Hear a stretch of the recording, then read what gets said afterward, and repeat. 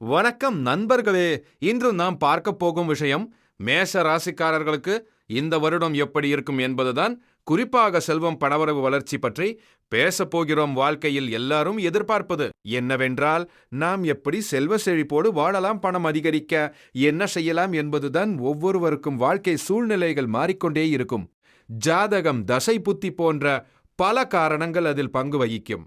ஆனால் மேஷ ராசிக்காரர்களுக்கு இந்த வருடம் நேரம் நல்லதா இருக்கிறது. சனிப்பெயர்ச்சி மற்றும் குருப்பெயர்ச்சி இரண்டும் சேர்ந்து உங்களுக்கு பொருளாதார ரீதியாக நல்ல பலன்களை தரக்கூடிய காலமாக இருக்கிறது.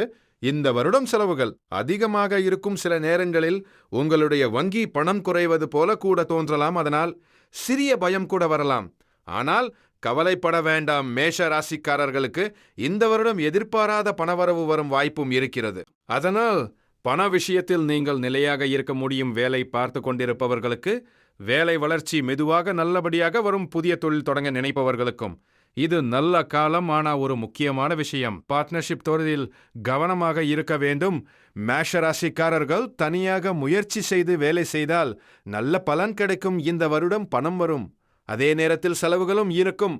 அதனால் முதலில் ஒரு திறமையை தேர்வு செய்து அதில் கவனம் செலுத்தி அதிலிருந்து வருமானம் வருமாறு முயற்சி செய்ய வேண்டும். பரிகாரம் பற்றி பார்த்தால், மேஷ ராசிக்காரர்கள் திருச்செந்தூர் முருகன் கோயிலுக்கு சென்று வழிபடுவது நல்லது. முருகப்பெருமானை வழிபட்ட பிறகு அங்க இருக்கும் தட்சிணாமூர்த்தியையும் வழிபடலாம். புதிய தொழில் தொடங்க நினைப்பவர்கள் ஒரு கணக்கு புத்தகம் எடுத்துக்கொண்டு சென்று முருகன் சன்னதியில் வைத்து பிரார்த்தனை செய்தால் நல்ல ஆரம்பமாக இருக்கும். அதன் பிறகு ஸ்ரீரங்கம் ரங்கநாதர் கோயிலுக்கும் சென்று வழிபடலாம்.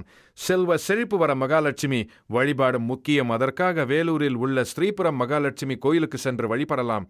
லட்சுமி அம்மன் கோயிலுக்கு செல்லும்போது மனநிலை சந்தோஷமாக இருக்க வேண்டும். நல்ல எண்ணங்களோடு செல்ல வேண்டும். அப்போது அந்த அருள் நமக்கு கிடைக்கும்.